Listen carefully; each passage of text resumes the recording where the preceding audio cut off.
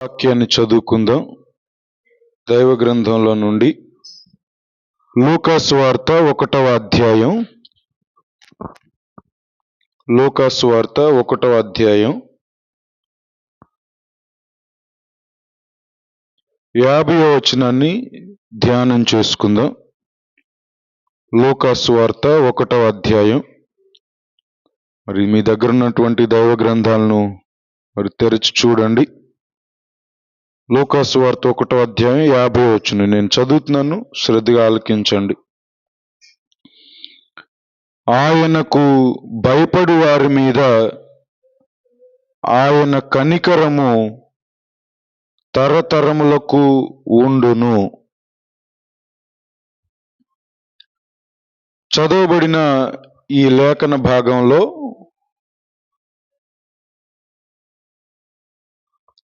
యేసు ప్రభువారి తల్లి అయిన మరియ ఈ మాట మాట్లాడుతూ ఉన్నారు. కొంచెం శ్రద్ధగా ఆలకించండి. తల్లి అయిన మరియ ఈ మాట మాట్లాడుతూ ఉన్నారు. అంతకుముందు జకరియా ఎలిజబెత్ల ఇంటికి మరి మరియమ్మ గారు వెళ్ళారు. వెళ్ళినప్పుడు ఎలిజబెత్ గారు కూడా దైవాత్మతో నింపబడి పరిశుద్ధాత్మతో కూడిన ప్రవచనాలు ఆమెను ఉద్దేశించి పలికారు. స్త్రీలలో నీవు ఆశీర్వదించబడిన దానవు, మరి నా ప్రభు తల్లి నా దగ్గరకు రావడం మరి నాకు సంప్రాప్తించింది అన్నట్లుగా కొన్ని దీవెన వచనాలు, ఆశీర్వాదపు వచనాలు మరియను ఉద్దేశించి మాట్లాడారు. ఆమె మాట్లాడడం చాలించిన తరువాత మరి తల్లి అయినటువంటి మరియ మాట్లాడుతున్నారు. మరి అప్పటికే దేవుడు మరియ గర్భంలో పరిశుద్ధాత్మ రూపంలో పిండముగా ఏర్పాటు చేయబడ్డారు. దేవదూత వచ్చి మరియతో మాట్లాడడం, మరియ అంగీకరించడం, ఆ తర్వాత అదే దేవదూత యోసేపు దగ్గరికి వెళ్ళి కలలో ప్రత్యక్షమై యోసేపుతో కూడా సంభాషించడం, మరందుకు యోసేపు కూడా అంగీకరించడం, దేవుని మాటకు లోబడి విధేయత చూపడం, ఇట్లాగున జరుగుతూ వస్తూ ఉంది. ఇక అయిన తదనంతరం దేవుని దూత మాట్లాడిన తరువాత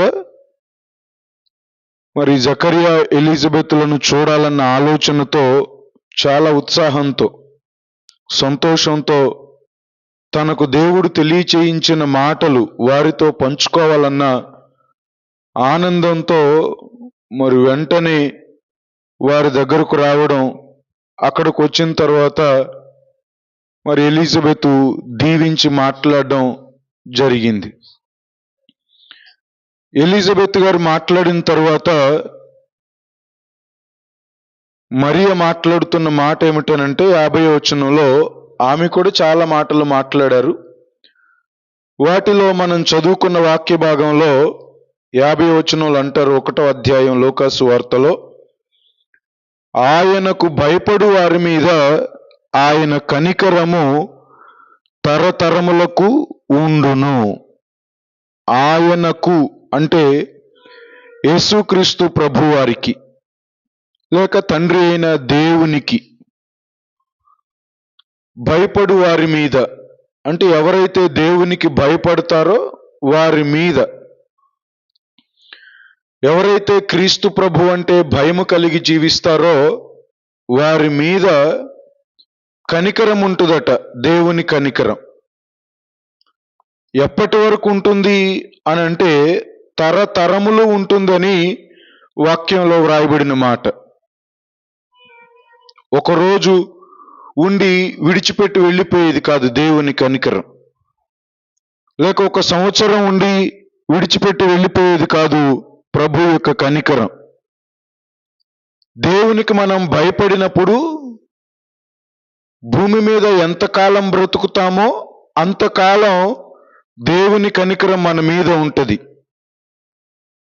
అంత మాత్రమే కాక మన తర్వాత మన సంతానాన్ని, వారి తరంలో కూడా దేవుడు తన కనికరాన్ని నిలిపి ఉంచుతాడు అని వాక్యం తెలియచేస్తుంది. ఇప్పుడు దేవుని యొక్క కనికరం మన మీద, మన పిల్లల మీద, వారి పిల్లల మీద ఇట్లాగున తరతరాలు ఉండాలి అని అంటే దేవుడు చెప్పే మాట ఏమిటనంటే ఆయనకు భయపడాలి. ఆయన అంటే దేవుడు, దేవునికి భయపడాలి మనం అందరం కలిసి. అది కూర్చున్న వింటున్న మీరైనా లేక నిలబడి మాట్లాడుతున్న నేనైనా అందరం కలిసి దేవునికి భయపడినప్పుడు దేవుడు ఏం చేస్తారంటే వారి మీద తన కనికరాన్ని చూపిస్తాడు. ఆయన తన దయను చూపిస్తాడు, తన జాలిని చూపిస్తాడు. దేవుడు కనికరానికే మరొక పర్యాయ పదం మాట్లాడుకుంటే జాలి, దయ, ప్రేమ ఇవన్నీ కూడా పర్యాయ పదాల క్రిందకు వస్తాయి. కాబట్టి దేవుని యొక్క కనికరం మన మీద ఉండాలి అని అంటే తల్లిదండ్రులంగా మనం ఏం చేయాలంటే దేవునికి భయపడాలి. దేవునికి భయపడినప్పుడు దేవుడు మన మీద, మన బిడ్డల మీద, వారి బిడ్డల మీద ఇట్లాగున్న తరతరాలు, నేను మాట్లాడుతున్న మాట కాదు, వాక్య గ్రంథంలో వ్రాయబడిన మాట, ఆయన కనికరము తరతరములు ఉండును అని చెప్పి 136వ అధ్యాయం కీర్తనల గ్రంథంలో ఏమంటారంటే ప్రతి వచనానికి క్రింద ఆయన కృప నిరంతరం ఉండును అని చెప్పి వ్రాయబడి ఉంటుంది. నిరంతరం అంటే తరతరములు, తరతరములు దేవుని కృప నిలిచి ఉంటుంది. లేక దేవుని దయ, దేవుని కనికరము, దేవుని ఆయుష్కాలము తరతరములు మన మీద నిలిచి ఉంటుంది.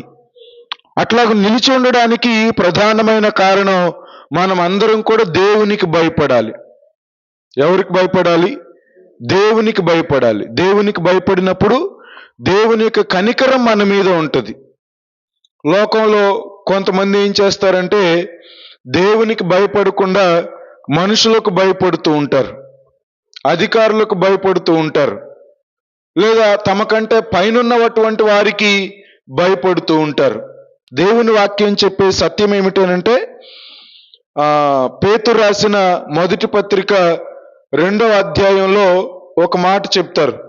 పేతురు రాసిన మొదటి పత్రిక 2వ అధ్యాయం 17వ వచనంలో వ్రాయబడిన మాట ఏమిటనంటే అందరినీ సన్మానించుడి, సహోదరులను ప్రేమించుడి, దేవునికి భయపడుడి, రాజును సన్మానించుడి. అందరూ ఒకసారి స్తోత్రం చెల్లించుదాం. హల్లెలూయా, హల్లెలూయా. ఏమంటే వాక్యంలో వ్రాయబడిన మాట దేవుడు ఏమని చెప్పారంటే సహోదరులను ప్రేమించుడి. సహోదరులు అంటే మన తోటివారు. పేతురు రాసిన మొదటి పత్రిక 2వ అధ్యాయం 17వ వచనంలో వ్రాయబడిన మాట సహోదరులను ప్రేమించుడి అంటే మన తోటి వారిని ఏం చేయాలి? ప్రేమించాలి. రెండవది అంటారు దేవునికి భయపడుడి. ఎవరికి భయపడాలి? మనం దేవునికి భయపడాలి. మూడో విషయం ఏమంటారంటే రాజును సన్మానించుడి. రాజును ఏం చేయాలంటే సన్మానించాలి. మనకు అర్థమయ్యే భాషలో మాట్లాడుకుందాం. ఇప్పుడు మనం ఏం చేయాలంటే మన తోటి వారిని ప్రేమించాలి. తోటి వారిని ఏం చేయాలి? మనతో పాటు ఉన్నటువంటి సామాన్యమైన మానవులను అందరినీ కూడా ప్రేమించడం మన జీవితాలకు ఆశీర్వాదం, దీవెన. రెండో విషయం ఏం చెప్తారంటే దేవునికి భయపడుడి అంటే మనం ఎవరికి భయపడాలి? దేవునికి. మూడో విషయం ఏమంటారంటే రాజును సన్మానించుడు. రాజు అంటే మన పైన ఉన్నటువంటి అధిపతులు లేక అధికారులు, మనల్ని పాలించేటువంటి వారు, మనల్ని పరిపాలన చేసేటువంటి వారిని మనం ఏం చేయాలంటే సన్మానించాలి. ఇది వాక్యం నేర్పించేటువంటి క్రమం. కానీ మనం ఏం చేస్తామంటే రాజులు అంటే మన పైన ఉన్నటువంటి అధికారులను సన్మానించకుండా వారికి భయపడుతూ ఉంటాం. దేవునికి భయపడవలసింది పోయి రాజులకు భయపడుతూ ఒకవేళ వారి మాట వినకపోతే లేకపోతే వారి మాటకు లోబడకపోతే వారు మనల్ని ఏమైనా కఠినంగా శిక్షిస్తారేమో, మనకు జరగవలసిన పని చేయకుండా అడ్డుపడతారేమో, ఆపివేస్తారేమో అని చెప్పి వారికి భయపడతాం. కానీ వాక్యం చెప్పే సత్యం ఏమిటనంటే వారిని సన్మానించాలి, అంటే గౌరవించాలి. వారికి ఇవ్వవలసినటువంటి గౌరవం వారికి ఇవ్వాలి. తోటి వారినేమో ప్రేమించాలి. భయపడవలసింది ఎవరికనంటే దేవునికి. దేవునికి స్తోత్రం కలుగునా. హల్లెలూయా. దేవునికి భయపడుతూ ఏమంటే మన తోటి వారిని ప్రేమిస్తూ మన పైన ఉన్నటువంటి అధికారులను సన్మానించినప్పుడు నిశ్చయంగా దేవుడు మన జీవితాల్లో మేలు చేస్తాడు. ఆయన ఎవరైతే దేవునికి భయపడతారో ప్రసంగి గ్రంథకర్త వ్రాస్తూ ఈ విధంగా అంటారు, దేవునికి ఎవరైతే భయపడతారో వారికి దేవుడు క్షేమమునిస్తాడు. దేవునికి ఎవరైతే భయపడరో వారికి దేవుడు క్షేమముని ఇవ్వడు అని చెప్పి ప్రసంగి గ్రంథంలో వ్రాయబడి ఉంది. చూడండి, దైవ గ్రంథంలో ఈ మాట చదువుకుందాం. ప్రసంగి గ్రంథము, దైవ గ్రంథంలో ప్రసంగి గ్రంథము 8వ అధ్యాయం 12వ వచనంలో వ్రాయబడినటువంటి మాట. ప్రసంగి గ్రంథము 8వ అధ్యాయం 12, 13 వచనాల్లో వ్రాయబడినటువంటి మాట. కీర్తనల గ్రంథం తర్వాత సామెతలు ఉంటుంది. సామెతల గ్రంథం తర్వాత ఈ ప్రసంగి గ్రంథం ఉంటుంది. చూడండి, దైవ గ్రంథంలో నుంచి 8వ అధ్యాయం 12, 13 వచనాల్లో, పాపాత్ములు 100 మారులు దుష్కార్యము చేసి దీర్ఘాయుష్మంతులైనను దేవుని యందు భయభక్తులు కలిగి ఆయన సన్నిధికి భయపడు వారు క్షేమముగా ఉందురనియు. వాక్యంలో వ్రాయబడిన మాట, ఆయన సన్నిధికి, ఆయన అంటే దేవుడు. ఇక్కడ దేవునికి భయపడు వారికంటే దేవుడు క్షేమము కలుగు చేస్తాడంట. వాక్యం నేర్పించేటువంటి సత్యం. దేవునికి భయపడే వారికి ఏం కలుగుతుంది? క్షేమము కలుగుతుంది. క్రింద 13వ వచనంలో ఏమంటారంటే, భక్తిహీనులు దేవుని సన్నిధిని భయపడరు గనుక వారికి క్షేమము కలుగదనియు. అందరం స్తోత్రం చెప్దాం. హల్లెలూయా, హల్లెలూయా. రెండు ప్రసంగి గ్రంథకర్త చాలా చక్కగా మాట్లాడుతున్నారు. దేవునికి భయపడే వారికేమో క్షేమము కలుగుతుందట, దేవునికి భయపడని వారికేమో ఇదిగో క్షేమము కలగదు అని 8వ అధ్యాయం 12వ వచనంలో వ్రాయబడినటువంటి మాట. కొంచెం మనసు పెట్టి ఆలకించండి. అందుకనే ఇప్పుడు ఈ తల్లి అయినటువంటి మరియా ఎలిజబెత్ మాట్లాడిన పిదప ఈమె మాట్లాడుతున్న మాట ఏమిటనంటే, ఆయనకు ఎవరైతే భయపడతారో వారి మీద ఆయన కనికరము తరతరములు ఉండును అని చెప్పి. ఆయన కనికరం ఎప్పుడెప్పుడు ఉంటుందంటే తరతరములు ఉంటుంది. ఒకరోజు ఉండి విడిచిపెట్టదు దేవుని కనికరం, లేక ఒక సంవత్సరం ఉండి విడిచిపెట్టదు దేవుని కనికరం. ఎంతకాలం నీవు దేవునికి భయపడతావో అంతకాలం నీ వెంట ఉంటుంది. నీ తర్వాత నీ పిల్లల మీద కూడా దేవుని కనికరం ఉంటుంది. ఇప్పుడు ఉదాహరణకి నేను దేవునికి భయపడి జీవించాను అనుకోండి, ఏదైనా పొరపాటు చేయవలసి వచ్చినప్పుడు లేదా ఏదైనా జీవితంలో తప్పు దొర్లినప్పుడు దేవుడు చూస్తున్నాడు, దేవుడు గమనిస్తున్నాడనే భయం కలిగి నేను జీవించాను అనుకోండి, నా మీద దేవుని కనికరం ఉంటుంది, నా పిల్లల మీద కూడా దేవుని కనికరం ఉంటుంది. అట్లా కాకుండా దేవునికి భయపడకుండా దేవుడు చూడలే, మనుషులెవరు చూడడం లేదులే, మనం ఎట్లాగన బ్రతికినా ఎవరు గమనించడం లేదులే అని చెప్పి మన ఇష్టానుసారంగా జీవించి దేవునికి భయపడలేదనుకోండి, దేవుడు క్షేమమునివ్వలేడు. ప్రసంగి గ్రంథంలో దేవుడు వ్రాయిస్తున్న మాట నేను మాట్లాడుతున్న మాటలు కాదు. 8వ అధ్యాయం 12, 13 వచనాలు అంటారు, దేవుని సన్నిధికి భయపడు వారి మీద దేవుని క్షేమము కలుగుననియు, భక్తిహీనులు ఆయన సన్నిధికి భయపడరు గనుక వారికి క్షేమము కలుగదు అని వాక్యంలో వ్రాయబడిన మాట. ఇప్పుడు ఈ రాత్రి దేవుడు మనకు నేర్పించే పాఠం ఏమిటోనంటే, ఆయనకు భయపడ్డామనుకోండి దేవుడు మన జీవితాల్లో క్షేమము కలుగు చేస్తారు. ఆయనకు భయపడి జీవించామనుకోండి మన ప్రవర్తనలో, మన మాటలో, మన విధి విధానాలలో, అన్ని విషయాలలో దేవునికి భయపడి జీవిస్తే దేవుడు ఖచ్చితంగా మన జీవితంలో క్షేమమును కలుగు చేస్తారు. ఒకవేళ దేవునికి భయపడలేదనుకోండి దేవుడు క్షేమమునివ్వలేడు. కాబట్టి మన జీవితాల్లో క్షేమము చూడాలనంటే ప్రభువుకు భయపడడం ఏకైక మార్గం. అది దేవునికి స్తోత్రం కలుగునా. హల్లెలూయా. కాబట్టి దేవునికి భయపడాలి, మనం దేవునికి భయపడాలి. పేతురు రాసిన పత్రికలో మనం చదువుకున్నాంగా, తోటి వారిని సహోదరులనేమో ప్రేమించాలి, రాజులనేమో సన్మానించాలి, దేవునికి ఏం చేయాలంటే భయపడాలి. మనమేమో దేవునికి భయపడం, మనుషులకు భయపడుతూ ఉంటాం, పరిస్థితులు చూసి భయపడుతూ ఉంటాం, లేక అధికారులను చూసి భయపడుతూ వారి దగ్గర అణిగిమణిగి ఉంటాం. కానీ అధికారులకు కాదు భయపడవలసింది, దేవునికి భయపడి జీవించాలని లేఖనం మనకు నేర్పిస్తా ఉంది. దేవునికి స్తోత్రం కలుగునా. హల్లెలూయా. ఏమంటే దేవునికి భయపడితే ఖచ్చితంగా మన జీవితాల్లో క్షేమమునిస్తాడు. అట్లా దైవ గ్రంథంలో దేవునికి భయపడిన వారు కొందరున్నారు. మీకు జ్ఞాపకానికి తీసుకొని వస్తాను, కొంచెం శ్రద్ధగా ఆలకించండి. దేవునికి భయపడిన వారిలో మొదటి వ్యక్తి అబ్రహాము. ఏమంటే అబ్రహాము చాలా కాలం తర్వాత దేవుడు వారికి ఒక కుమారుని ఇచ్చాడు, ఇస్సాకును. ఇంచుమించుగా 25 సంవత్సరాల పాటు దేవుని కార్యం కొరకు వేచి చూశారు. ఒకానొక సందర్భంలో అబ్రహాము కూడా అడిగాడు, అయ్యా మీరు ఇంత ఆస్తి ఇచ్చారు, ఇంత సంపద ఇచ్చారు, పనివారున్నారు, గొర్రెలున్నాయి, మేకలున్నాయి, పశువులున్నాయి, ఎడ్లున్నాయి, ఇదిగో ఇంత సంపదనిచ్చారు, ఇదిగో కానీ ఈ ఆస్తిని అంతటిని నా తర్వాత అనుభవించడానికి, కొనసాగించడానికి, దీనిని మరలా పెంపొందించడానికి నాకు కుమారుడు లేడు కదా, ఇంత ఇచ్చావు, దీని వలన ప్రయోజనం ఏముంది? నా ఇంట్లో పెద్ద దాసునిగా చేసుకున్నాను ఎలియాజరు, ఈయనే దీనికి అంతటికి వారసుడవుతాడా అని చెప్పి దేవునిని ప్రశ్నించాడు అబ్రహాము. అప్పుడు దేవుడు ఇంట్లో నుంచి బయటకు పిలిచి, ఇదిగో ఆకాశ నక్షత్రాలను చూడు, నీ చేతనైతే లెక్కించు అని అన్నాడు. లెక్కించలేకపోయాడు అబ్రహాము. దేవుడు అన్నాడు, నీ సంతానం అలాగున అవుతుందని చెప్పి ప్రమాణం చేశాడు. ఒక ఎడారిని చూపించి, ఈ ఇసుకలో ఉన్నటువంటి రేణువులనన్నింటినీ నీ చేతనైతే లెక్కించు అని అంటే లెక్కించలేకపోయాడు. నీ సంతానం అలాగున విస్తారంగా అవుతుందని చెప్పి దేవుడు ప్రమాణం చేశాడు. ఆ వాగ్దానాన్ని నమ్మి విశ్వసించి దేవుని కార్యం కొరకు ఎదురు చూశాడు అబ్రహాము. ఎదురు చూసిన తర్వాత ఓ కుమారుని ఇచ్చాడు దేవుడు, ఇస్సాకును. ఇస్సాకునిచ్చిన తర్వాత పెరిగి క్రమక్రమంగా పెద్దవాడవుతున్నాడు.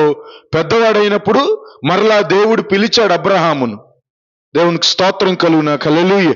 అబ్రహామును పిలిచి అబ్రహాముతో అంటాడు, అబ్రహామా, నీకు ఒక్కడే అయి ఉన్న నీ కుమారుణ్ణి తీసుకొని వచ్చి, ఇదిగో నేను పర్వతాలలో ఒక పర్వతాన్ని చూపిస్తాను, దాని మీద నాకు బలిగా అర్పించు అని చెప్పి దేవుడు చెప్తే దేవుని మాటకు లోబడ్డాడు అబ్రహాము.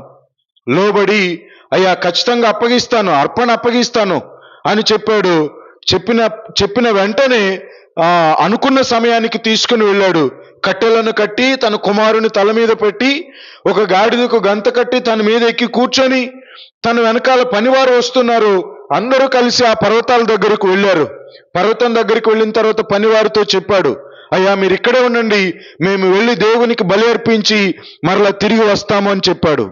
చెప్పి ఇద్దరు కలిసి నడుచుకుంటూ వెళ్తున్నారు. ఓ చేత్తో ఖడ్గాన్ని పట్టుకున్నాడు అబ్రహాము, తన కుమారుని తల మీదేమో కట్టెలను పేర్చాడు. బయలుదేరి ఇద్దరు నడుచుకుంటూ పర్వతాన్ని ఎక్కుతూ ఉన్నారు. కొంత దూరం వెళ్ళిన తర్వాత తండ్రిని అడిగాడు కుమారుడు ఇస్సాకు, నాయనా బలిపీఠం ఉంది మన దగ్గర, దహనం చేయడానికి కట్టెలున్నాయి, కానీ అర్పించడానికి గొర్రె పొట్టేలు లేదు కదా, ఏది అని చెప్పి తండ్రిని తన కుమారుడైన ఇస్సాకు అడిగాడు. నేను అనుకుంటాను, ఆ మాట అడగానే ఇదిగో తండ్రి మనసులో ఎంత బాధ కలిగి ఉండుంటుందో.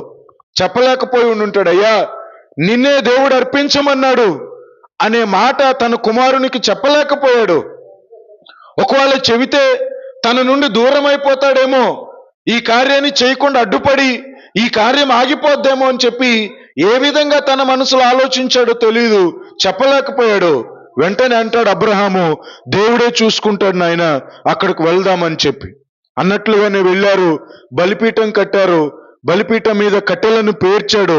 పేర్చిన తర్వాత తన కుమారుని పట్టుకొని బంధించి ఆ కట్టెల మీద పండుకోబెట్టాడు. అయినా ఇస్సాకు మారు మాట మాట్లాడలా. దేవునికి స్తోత్రం కలుగునా. హల్లెలూయా. బలి అర్పించడానికి కాళ్ళు చేతులు కట్టేసి ఆ బలిపీఠం మీద పండుకోబెడితే, నాయనా ఎందుకు నన్ను ఇట్లాగా నర్పిస్తున్నావు, మీరు వృద్ధులైపోయారు కదా, మీ తర్వాత ఈ ఆస్తిని అంతటిని ఎవరు పాలిస్తారు, ఎవరు అనుభవిస్తారు? నన్ను ఇట్లాగున అర్పణ అర్పించేస్తే ఇగో మీకెవరు దిక్కు అని చెప్పి ఏం మాట్లాడలా ఇస్సాకు. మౌనంగా ఉన్నాడు, మౌనంగా ఉన్నాడు. ఇదిగో ఖడ్గమును చేత పట్టుకొని అబ్రహాము పైకెత్తాడు చేతిని తన కుమారుణ్ణి బలి అర్పణ చేయడానికి. వెంటనే పరమనందుండి దేవుడు చూస్తా ఉన్నాడు. దేవునికి స్తోత్రం కలుగునా, హల్లెలూయా. దేవుడు చూస్తూ ఉన్నాడు. ఖడ్గమును చేయి పైకెత్తగానే ఇదిగో దేవుడు చూసి అబ్రహాముని పిలుస్తున్నాడు. అబ్రహామా, అబ్రహామా అని పిలిచాడు. ఏమిటి నాయనా అని అంటే, నీకు ఒక్కడే అయి ఉన్న నీ కుమారుణ్ణి నాకు బలి అర్పించడానికి ఇదిగో నేను చెప్పిన ఆజ్ఞను నీవు పాటించకుండా ఉండలేకపోయావు. నేను చెప్పిన మాటకు నువ్వు శిరస వహించి లోబడ్డావు. ఇందువల్ల నాకు అర్థమైంది ఏమిటనంటే, దేవుడంటే నీకు భయం ఉందని నాకు అర్థమైంది అని చెప్పి దేవుడు మాట్లాడతాడు అక్కడ. చూడండి, ఆదికాండం 22వ అధ్యాయం దైవ గ్రంథంలో, ఆదికాండం 22వ అధ్యాయం ప్రారంభ గ్రంథం అది. ఆదికాండం 22వ అధ్యాయం 12వ వచనంలో వ్రాయబడినటువంటి మాట. 11వ వచనం నుండి చదువుదాం. యెహోవా దూత పరలోకము నుండి అబ్రహామా, అబ్రహామా అని అతని పిలిచెను. అందుకతడు చిత్తము ప్రభువా అనెను. అప్పుడు ఆయన, ఆ చిన్నవాని మీద చెయ్యి వేయకుము, అతనిని ఏమీ చెయ్యకుము, నీకు ఒక్కడయ్యున్న నీ కుమారుని నాకు వెనుతీయలేదు గనుక నీవు దేవునికి భయపడువాడవని ఇందు మూలముగా నాకు కనబడుచున్నదనెను. ఎవరికి భయపడేవాడంటే అబ్రహాము? దేవునికి భయపడేటువంటి వాడు. మరి తల్లి అయిన మరియ కూడా మాట్లాడే మాట ఏమిటనంటే, ఎవరైతే దేవునికి భయపడతారో వారి మీద తన కనికరం తరతరములో ఉంటుంది అని చెప్పి. ఇప్పుడు అబ్రహాము ఎవరికి భయపడ్డాడు? దేవునికి భయపడ్డాడు. దేవునికి భయపడ్డాడు. అయ్యో, నా కుమారుని అర్పిస్తానని చెప్పి నా కుమారుడికి చెప్తే నా కుమారుడు నా మాట వినడేమో అని చెప్పి ఏమీ ఆలోచన చేయలా. దేవుని మాటకు లోబడ్డాడు, విధేయత చూపించాడు. ఒకవేళ పనివారికి చెబితే, లేక ఇంట్లో భార్యకు చెబితే, లేకపోతే తన దగ్గర ఉన్నటువంటి మనుషులకు చెప్తే వారు ఏమైనా అడ్డుపడతారేమో అని చెప్పి ఎవ్వరికి ఏమీ చెప్పకుండా మౌనంగా బలి అర్పించడానికి వెళ్ళిపోయాడు. అక్కడికి వెళ్ళిన తర్వాత దేవుడు మాట్లాడుతున్నాడు. ఈ కార్యాన్ని బట్టి నీవు దేవునికి భయపడేవాడు అని నాకు అర్థమైంది. దేవుడు సాక్ష్యం ఇస్తున్నాడు, నాకు భయపడుచున్నావని నేను ఎరుగుదును. అంటే అబ్రహాముకు ఎవరంటే భయం అంటే దేవుడంటే భయము కలిగి జీవించాడు. మనుషులంటే భయం కలిగి జీవించలేదు, లేకపోతే అధికారులంటే భయం కలిగి జీవించలేదు, కానీ దేవుడంటే భయం కలిగి జీవించాడు అబ్రహాము. గనుకనే అబ్రహాము జీవితాన్ని దేవుడు ఏం చేశారంటే ఆశీర్వదించారు. దేవుడు దీవించాడు, వృద్ధిని కలుగు చేశాడు. తరతరాలు అబ్రహాము తర్వాత ఇస్సాకు మీద దేవుని కనికరం నిలిచింది. ఇస్సాకు తర్వాత ఏశావు, యాకోబుల మీద దేవుని కనికరం నిలిచింది. వారి తర్వాత వారి సంతానం 12 మంది, వారి మీద దేవుని కనికరం నిలిచింది. ఇట్లాగున తరతరాలు దేవుని యొక్క కనికరం అబ్రహాము ఒక్కడు దేవునికి భయపడడం వలన, అబ్రహాము ఒక్కడు దేవునికి లోబడడం వలన, దేవుని యందు భయము కలిగి జీవించడం వలన తన తరములన్నింటిలో దేవుడు తన కనికరాన్ని చూపించాడు. ఈ రాత్రి నా యేసయ్య చెప్పే సత్యం ఏమిటనంటే, నీవు నేను మనమందరం దేవునికి భయపడితే దేవుడు మన తరాలనన్నింటినీ, మన తర్వాత వచ్చేటువంటి వారిని, మన బిడ్డలను దేవుడు కనికరించి తన కృప అనుగ్రహిస్తారు ఆయన. కాబట్టి మనం ఎవరికి భయపడాలంటే దేవునికి భయపడడం మన జీవితాలకి ఎంతైనా ఆశీర్వాదం. దేవునికి స్తోత్రం కలుగునా, హల్లెలూయా. అట్లా అబ్రహాము దేవునికి భయపడ్డాడు. దైవ గ్రంథంలో ఇంకొక భక్తుడు ఉన్నాడు, యోబు. ఆయన కూడా మాట్లాడుతున్న మాట ఏమిటనంటే, నేను ఆలోచన చేసినప్పుడల్లా దేవునికి భయపడుతున్నానని చెప్తాడు యోబు. కీర్తన గ్రంథానికి ముందు ఉంటుంది, చూడండి ఆ మాట చదువుకుందాం. యోబు గ్రంథము దైవ గ్రంథంలో 23వ అధ్యాయం, యోబు గ్రంథము 23వ అధ్యాయం,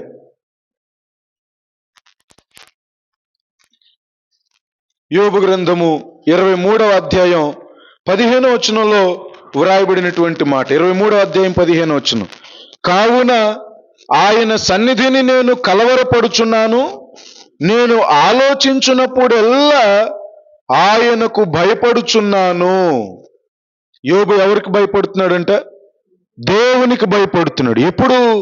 తన మనసులో ఆలోచన కలిగినప్పుడల్లా నోటి మాటతో కూడా పాపము చేయలేదని దేవుని చేత సాక్ష్యం పొందినటువంటి వాడు యోబు. ఇప్పుడు ఆలోచనలో ఎక్కడైనా పాపము దొర్లుతుందేమో, ఎక్కడైనా అపవిత్రమైన ఆలోచనలు వస్తాయేమో, అపవిత్రమైన తలంపులు జీవితంలో కలుగుతాయేమో అని చెప్పి తనకు ఆలోచన వచ్చినప్పుడల్లా దేవునికి భయపడుతున్నాడంట యోబు. అందరం స్తోత్రం చెప్దాం, హల్లెలూయా. ఎవరికి భయపడుతున్నాడు యోబు? దేవునికి భయపడుతున్నాడు. 23వ అధ్యాయం 15వ వచనంలో వ్రాయబడిన మాట, నా మనసులో ఆలోచన కలిగినప్పుడల్లా, లేక జరుగుతున్న పరిస్థితులను చూసి ఎందుకెట్లాగనో జరిగింది అని నేను ఆలోచన చేసినప్పుడల్లా దేవునికి నేను భయపడుతున్నాను. మన జీవితాల్లో కూడా ఇట్లాగను దేవునికి భయపడుతూ జీవిస్తే, ఇగో ప్రసంగి గ్రంథంలో వ్రాయబడినట్లుగా ఆయనకు ఎవరైతే భయపడతారో వారి జీవితాలలో క్షేమము కలుగు చేస్తాడని లేఖనం తెలియచేస్తుంది. మరి ఈ రాత్రి వేళ మనం కూడా దేవునికి భయపడితే, ఏదైనా పని చేసేటప్పుడు, ఎక్కడికైనా నడిచి వెళ్తున్నప్పుడు, ఎవరితోనైనా మాట్లాడుతున్నప్పుడు, ఏ విషయంలోనైనా సరే మనల్ని దేవుడు చూస్తున్నాడనే భయము కలిగి జీవిస్తే నిశ్చయంగా మన జీవితాలలో దేవుడు క్షేమమును కలుగు చేసేటువంటి దేవుడు ఆయన. దేవుడు చూడడం లేదులే, ఎట్లాగను బ్రతికితే ఏమైంది, ఎవరితో మాట్లాడితే ఏమైంది అని చెప్పి దేవుని భయము లేదనుకోండి, దేవుని ద్వారా క్షేమాన్ని మన జీవితాల్లో మనం అనుభవించలేం, చూడలేం. కాబట్టి మన జీవితాల్లో క్షేమము కలుగునట్లుగా ఎవరికి భయపడాలంటే దేవునికి భయపడడం మన జీవితాలకు ఎంతో ఆశీర్వాదం, దీవెన. అట్లాగన అబ్రహాము దేవునికి భయపడ్డాడు. తన బిడ్డల తరాలను దేవుడు ఆశీర్వదించాడు, కనికరించాడు. ఇప్పుడు యోబు కూడా దేవునికి భయపడ్డాడు. ప్రారంభంలో సమస్తమును కోల్పోయినా ఆ తర్వాత మరలా యోబుకు దేవుడు రెట్టింపు దీవెనను అనుగ్రహించాడు, రెట్టింపు ఆశీర్వాదాన్ని అనుగ్రహించాడు.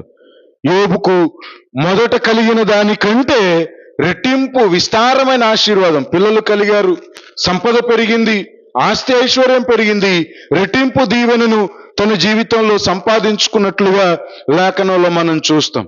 ఇదంతా ఎట్లాగను జరిగిందేనంటే దేవునికి భయపడడం వలన. దేవునికి స్తోత్రం కలుగునా, హల్లెలూయా. ఎవరికి భయపడడం వలన? దేవునికి భయపడడం వలన. కాబట్టి ఈ రాత్రి దేవుడు మనకు నేర్పించే పాఠం ఏమిటనంటే, దేవునికి భయపడితే దేవుడు నీ జీవితంలో కూడా దీవెనను కలుగు చేస్తాడు. నీ సంతానాన్ని విడిచిపెట్టడు ఆయన, నీ బిడలను విడిచిపెట్టడు ఆయన. మన బిడలను విడిచిపెట్టడు. దేవునికి భయపడడం వలన దేవుడు క్షేమమును కలుగు చేసే దేవుడు, క్షేమమును కలుగు చేసే దేవుడు. అట్లాగని అబ్రహాము దేవునికి భయపడ్డాడు, అలాగే యోబు కూడా దేవునికి భయపడ్డాడు. ఇంకొక వ్యక్తి దైవ గ్రంథంలో ఉన్నారు, కొర్నేలి. అపోస్తల కార్యాల గ్రంథం 10వ అధ్యాయం 22వ వచనంలో కొర్నేలిని గురించి వ్రాస్తారు. అక్కడ 3 మనుషులను పంపించాడు కదా పేతురు దగ్గరికి, పేతురయ్య గారిని పిలిపించి తీసుకొని రమ్మని చెప్పి.